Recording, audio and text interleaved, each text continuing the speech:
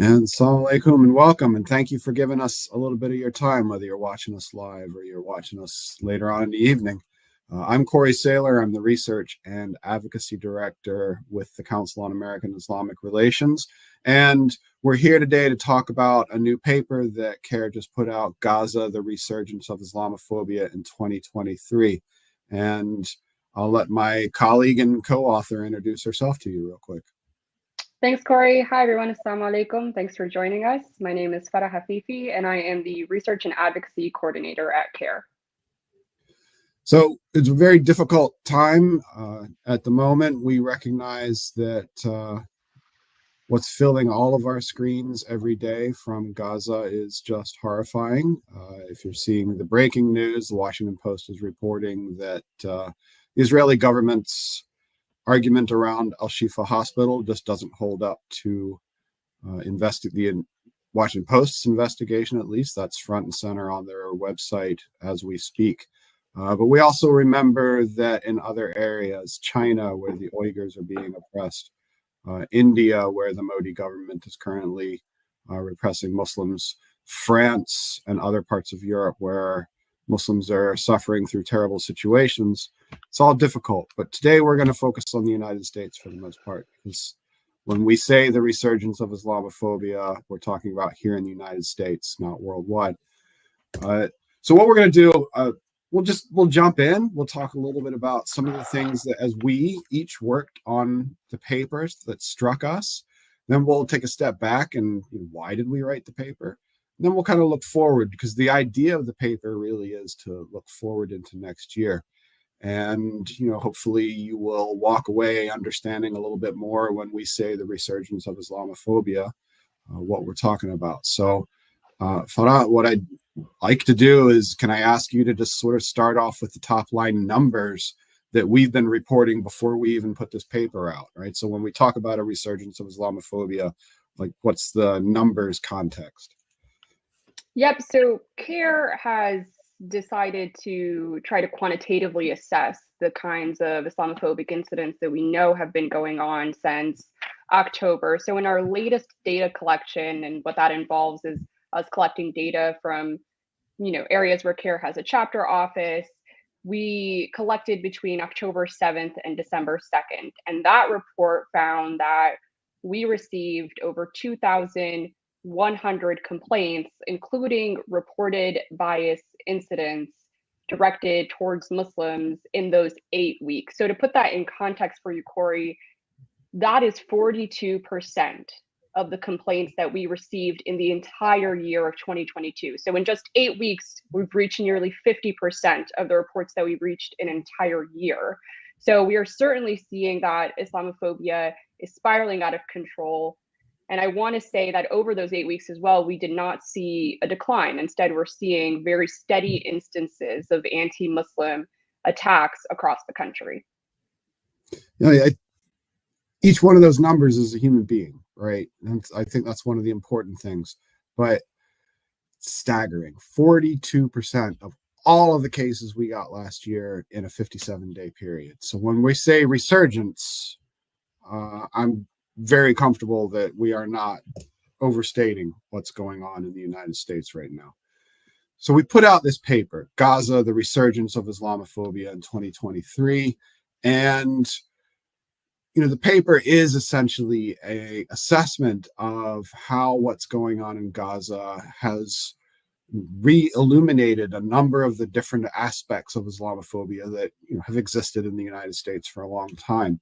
And to give everybody a sense, and some of the things that we talk about in the paper, unfortunately, one of the things that stuck out to me while I was working on my part of the research was how both Democrats and Republicans have deployed anti-Muslim tropes, anti-Arab tropes over the last few weeks. So President Biden, with his comment about you can't trust Palestinian numbers, the old anti-Arab tropes that, or anti-Muslim tropes that somehow were less trustworthy than other people, even though the State Department's been using those numbers without question for a long time. The UN has confirmed that they essentially align with what the UN understands to be it's the numbers.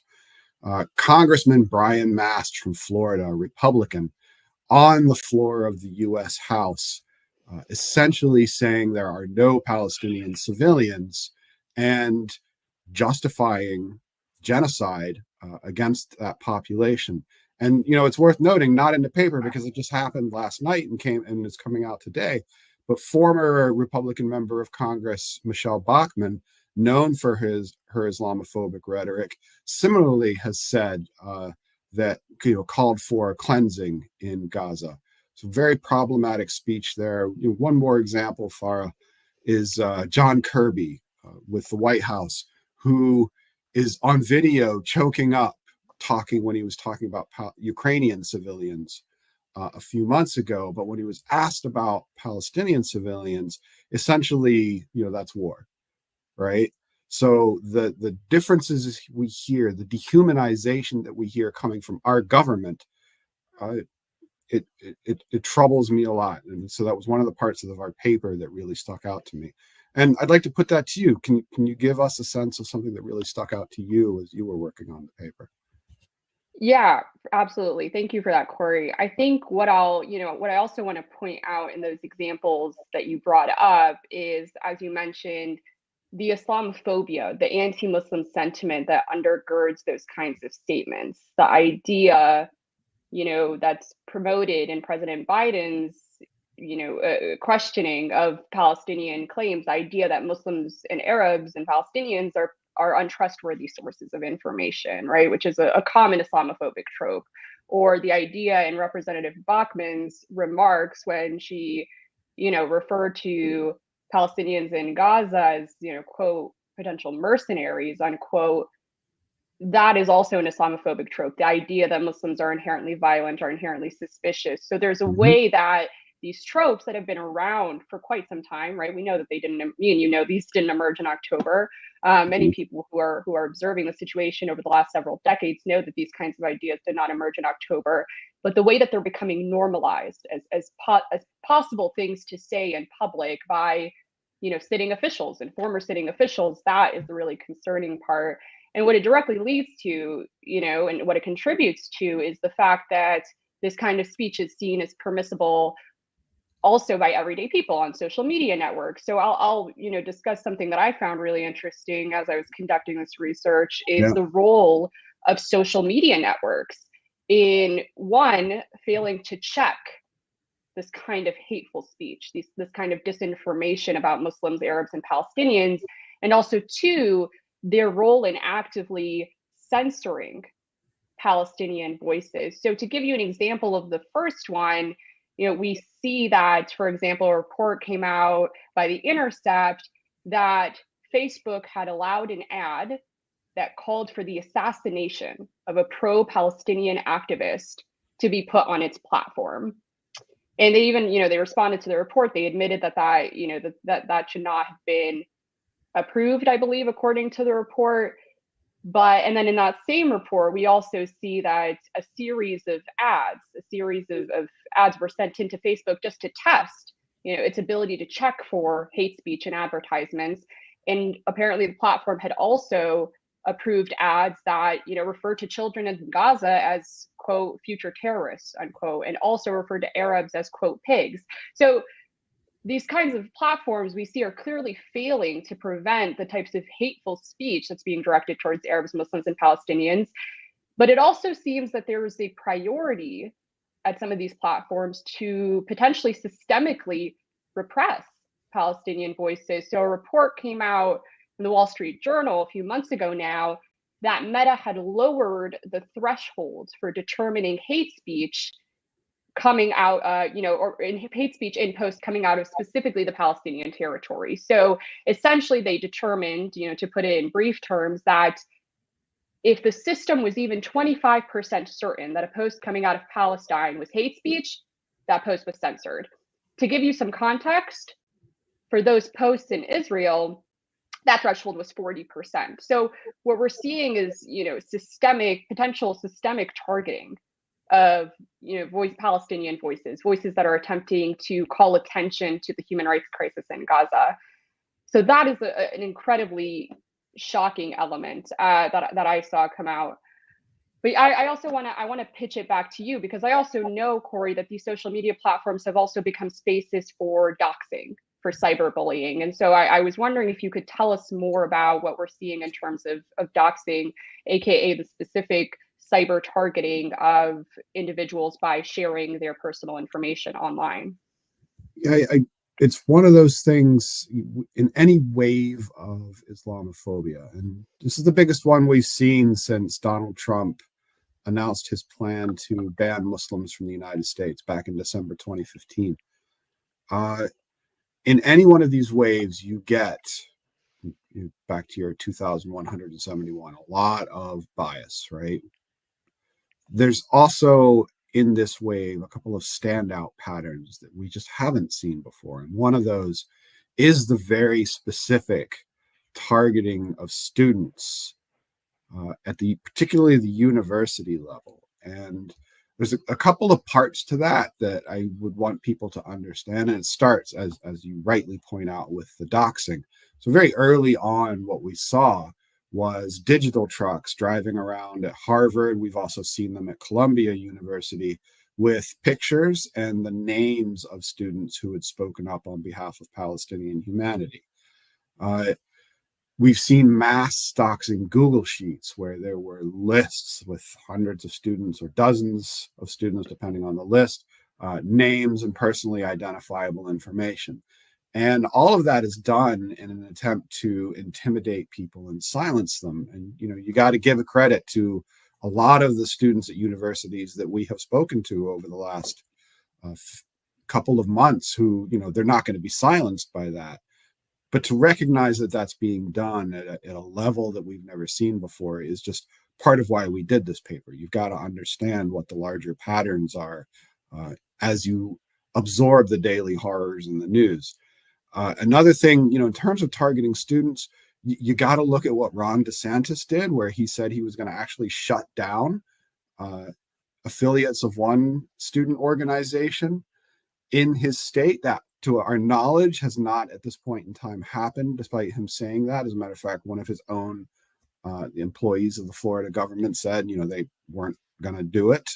So we'll see where that goes. But, how these are supposed to be the bastions of free speech. And essentially what we're telling the next generation of political activists is to shut up, which, is highly problematic. And to add to that pattern, the Anti-Defamation League sent out a letter to universities across the country suggesting that the administration at those universities investigate a student group without any evidence that those student groups at those particular campuses had done anything wrong whatsoever. So this decision to attempt to silence people by unknown individuals hiding behind their efforts to dox, like the Google Sheets, or the actual sort of institutions who should be calling for the protection of free speech, attempting to get investigations by the powers that be into people for simply speaking up about their political beliefs. It's a very difficult environment for students. And, I will add that, in terms of people trying to suppress speech, one other point, and we'll wrap on this in just a second. I do want to hear sort of one more item from you in terms of what you saw in our work that made it into the paper, right? Because obviously government officials speaking out, social media platforms, students being targeted, all of that's in the paper. One other thing that stuck out to me is the way that, there was a piece in the Atlantic that noted that about 2/3 of the social media posts coming out, spreading disinformation about what's going on in Gaza were originating from India. And one of the reasons for that is the government of Narendra Modi, who is a Hindutva nationalist who's been engaged in suppressing Muslims for years now. As a matter of fact, the U.S. Commission on International Religious Freedom has called multiple times for India to be designated as what's known a country of particular concern. because of their engaging in suppressing religious minorities, not just Muslims, but others. But for the moment, we're focusing on Muslims, that people there will support, and the government there will support what we're seeing in Gaza by way of justifying what they're doing in their own country. That was just one of those things that as we were working on the paper, it's not only is there the horror that's going on in Gaza, but then you have other governments trying to take advantage of that horror to advance the horrific things they're trying to do in their own countries. So that's, one of those, we wrote that and it stuck with me, right? It's hard to get that thought out of your mind. Anything else that you want to give viewers, from what you wrote and what you researched that's in the paper? Yeah. Thank you for that, Corey. I want to run it back to the doxing portion of the conversation, because I think you made excellent points about how students are being doxed online, how administrators at institutions of higher education are, failing to protect them and also, seem to potentially be targeting them.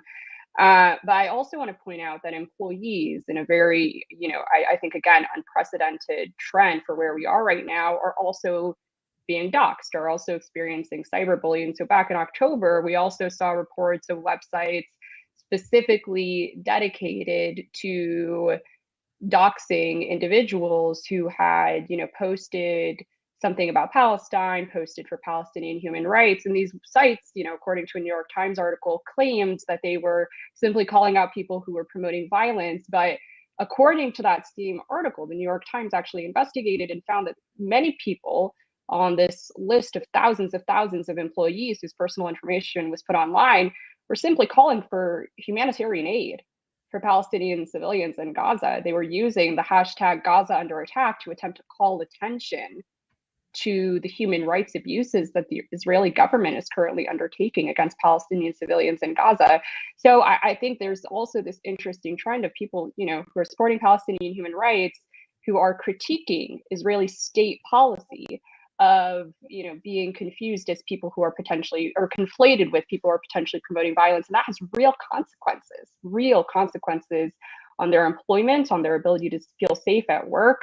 We've seen, I know internally at CAIR, we've seen dozens of reports come in related to employment, related to people potentially being fired or facing discrimination at their place of work because of the fact that they might be posting things online that are supporting Palestinian human rights.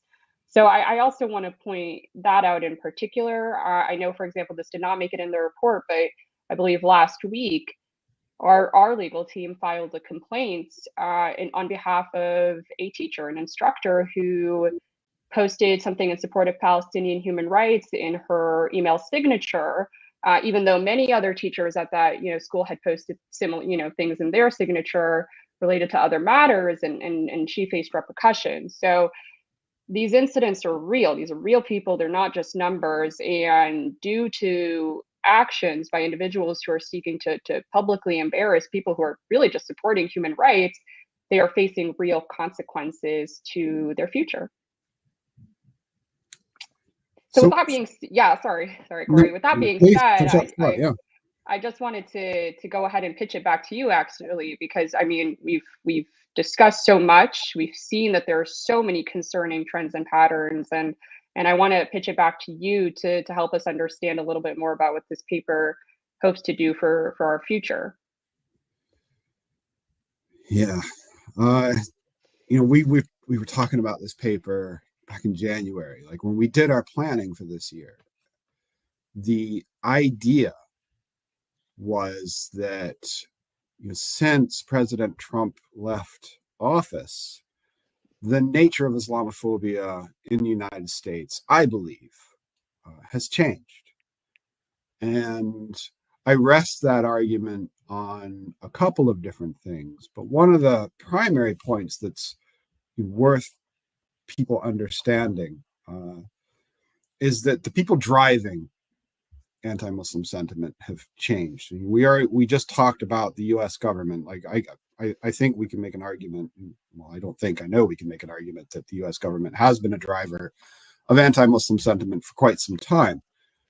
But in the past, when CAIR was putting together our Islamophobia reports, we often focused on the US Islamophobia Network. And this is a collection of organizations who deploy anti-Muslim stereotypes as a routine part of their business. And we've documented millions and millions of dollars going into this anti-Muslim network so that they could go out and do things like try to pass legislation that specifically targets Muslims for different treatment in the United States, so that they could go out and spread disinformation and stereotypes about Muslims.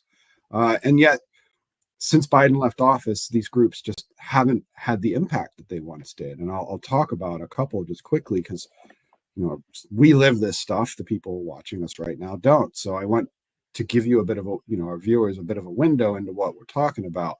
Act for America used to be one of the most effective anti-Muslim groups in the country, right? I mean, that's been written about them, not just by us, but on the Georgetown Bridge Initiative does a very good overview of the organization. Chapters all across the country pushing anti-Muslim legislation, generally fostering stereotypes about Muslims. And yet, after Trump left office, what you see in, you know, Act for America founder Bridget Gabriel's, for instance, her Twitter feed, it suddenly became AI. You know, recently it's been AI generated images of President Trump and all kinds of other sort of things I can't quite wrap my head around why she would be posting these things, but it's all about praising President Trump and then talking about her boycott of the NFL. And when you look at Act for America's legislative victories that they had posted earlier this year, most of it was stuff centered around voter suppression, right? Making sure that not everybody can vote. And Bridget Gabriel's been very active in talking about raising the voter age because she thinks that people 18, 19, 20 years old aren't capable of the type of thought necessary to cast a vote, which just more about that targeting of university level students, right? Very problematic stuff, but just the focus was gone, all right? It's not about bashing on Muslims anymore. So after Gaza happens, all of a sudden, Bridget Gabriel posts a video bringing up a long debunked stereotype about how Muslims are going to take over this country. And you have to ask, a few years ago, like that was what they talked about all the time, right? You know, Muslims are going to take over, Muslims are going to take over, be afraid, be afraid, be afraid. Trump leaves office. Where did all that go? Like, did that, you know, was that impending takeover just suddenly like not a thing anymore? Or was it not making money? Was it not getting you attention? I would argue that it just wasn't getting these groups the attention that the fear mongering used to generate. Because the same is very true for what's known as Understanding the Threat, or what used to be known. This was an organization founded by a former FBI agent, John Guandolo, and he would go around and teach law enforcement to just be terrified of people who are Muslims. And he closed Understanding the Threat down earlier this year. So these groups that used to be fairly influential, not so much. But a long explanation, I understand, but I want people to understand, right? We have to think about this stuff. If the Islamophobia is not what we were dealing with back in 2020 when Trump left office, we need to rethink about what's driving it, where it's coming from, and how do we approach it again. So that was why we initially came up with this paper idea. We incorporated the material about Gaza because same tropes, same stuff we've been seeing for years, new face, right? Are not even always new faces. And so I've talked a bit about the anti-Muslim network, but you in your research before you came to CAIR, the U.S. government, which is a primary driver of Islamophobia in the United States in my book, and I can certainly talk about it, but you go back even further than, what the dates that people traditionally think is when the U.S. government became anti-Muslim. Let's give us a little bit about that. Of course. Thank you for that, Corey. I think what I want to point out in what you just said is there is a way that even though Islamophobia changes and actors come and go, it seems to always snap back. You know, something happens, and then there's a moment when the same Islamophobic tropes, the same anti-Arab tropes that we thought we've come past, just come back into action. And they're used, as we mentioned, by a variety of actors, people that, you know, the Muslim community have traditionally considered allies, people that the Muslim, you know, people who have not been allies to the Muslim community. It kind of just becomes, you know, free for everyone to participate in. And so what I want to emphasize is, as you mentioned, these anti-Muslim tropes, these anti-Muslim ideas, the concept that Muslims are suspicious, prone to violence, untrustworthy. These did not originate now. These did not originate this year. These did not even originate at 9/11, when most people, you know, which is the moment that most people mark as the start of major Islamophobia, lots of Islamophobia. And that's not even quite true. I think what we've seen throughout the 20th century and prior research that I've done before, you know, continuing this work at CAIR, is that Muslims have been surveilled by law enforcement officials. Muslims have been targeted by prison officials throughout the 20th century and across the country. So the idea that Muslims are suspicious, untrustworthy, prone to violence, that we see right now in this current moment, underlacing all of these statements that political actors, social actors are making, these ideas, they are seem deeply rooted in American society. And I think this moment now more than ever just shows us just how clear that even when we think we're making progress, even if we thought we were making progress earlier this year, for example, before October, it just seems to be snapping back. So I think what this means for us as an organization, and really what it means for anybody who cares deeply about social justice, who cares about promoting mutual understanding, is that we need to maybe develop new tools, new ways of thinking about how we can address Islamophobia and how we can make it so that the Muslim community feels respected in this country, and not constantly victim to these same Islamophobic tropes. So what I'll do is I'll throw it back to you, Corey, to maybe start that conversation about what it is that we do, knowing how pervasive Islamophobia and anti-Arab racism is in this country. Nice try, but it's going to come back to you pretty quickly. So I don't think you ignore the Islamophobia network. You just can't. Yeah. But I do think we have to, like, that can't be our narrow tunnel vision focus, because the Islamophobia network doesn't have the impact it once had. And we talked about the US government. You have the Muslim ban and the Africa ban, like, that was Republican driven. Under Obama, there were countering violent extremism programs, and I know most people don't know what that is, but, you know, to boil it down, it was essentially Muslims are more prone to violence than other groups of people, and therefore we need to provide additional resources to keep an eye on them. And it funded things like soccer leagues for Somali kids. So somehow Somali kids playing soccer is an anti-terrorism tool, whereas white kids in a suburban setting, it's just a leadership and a fun thing. So, you know, very strange thing, but Democrat driven, right? So you have to acknowledge that both parts of the, you know, both parties, have used deployed government to in various ways to disparage Muslims.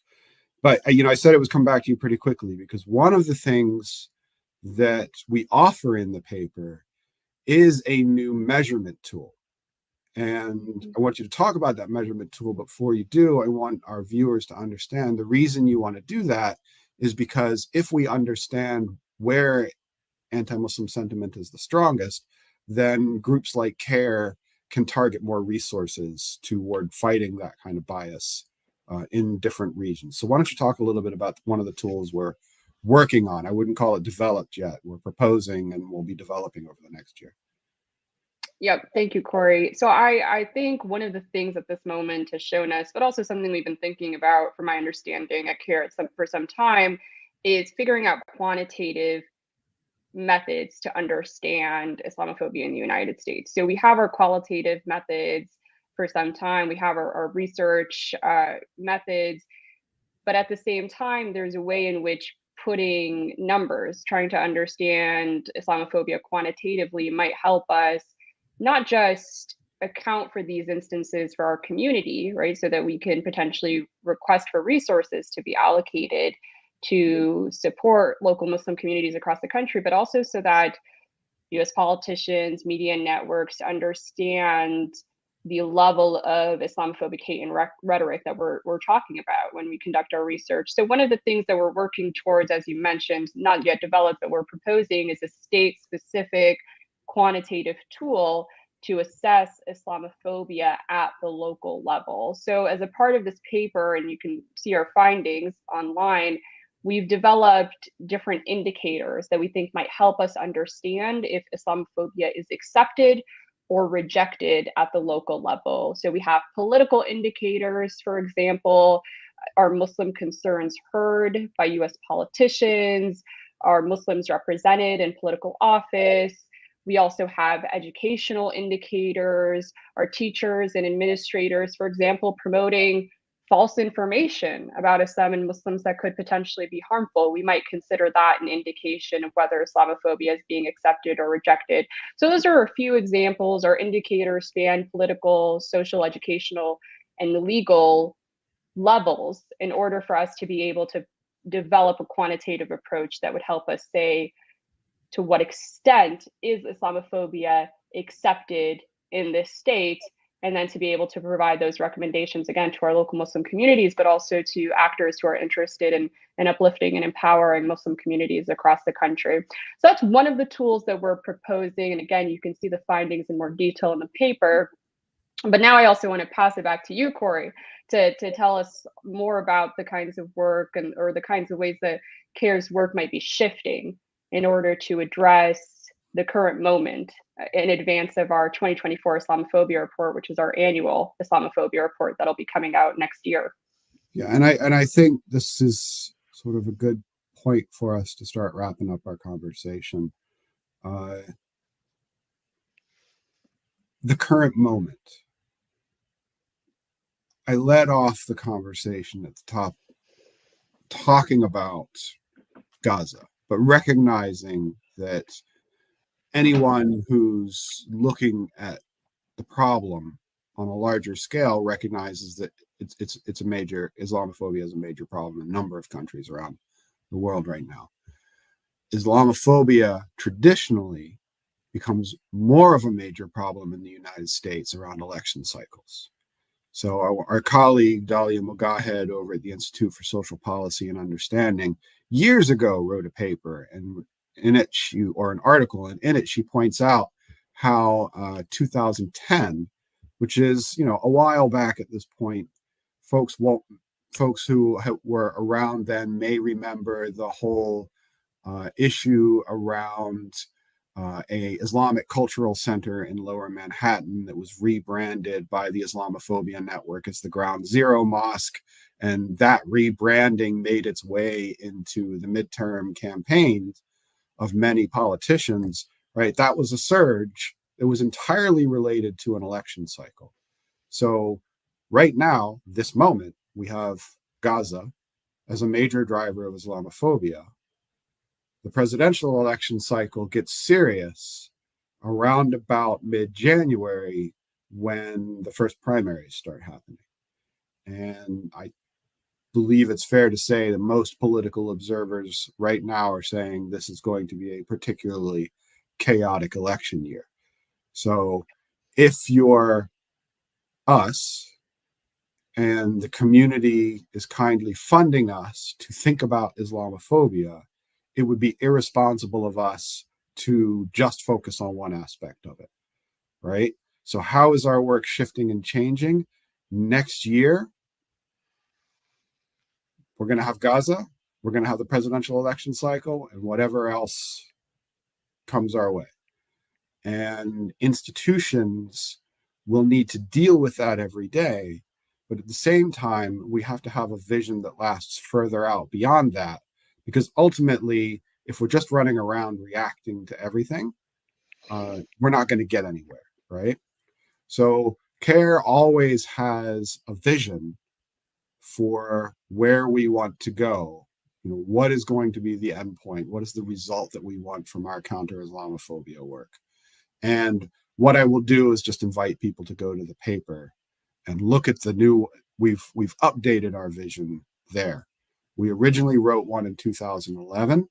We're updating it there. It gives a direction to our work. Where do we want to go?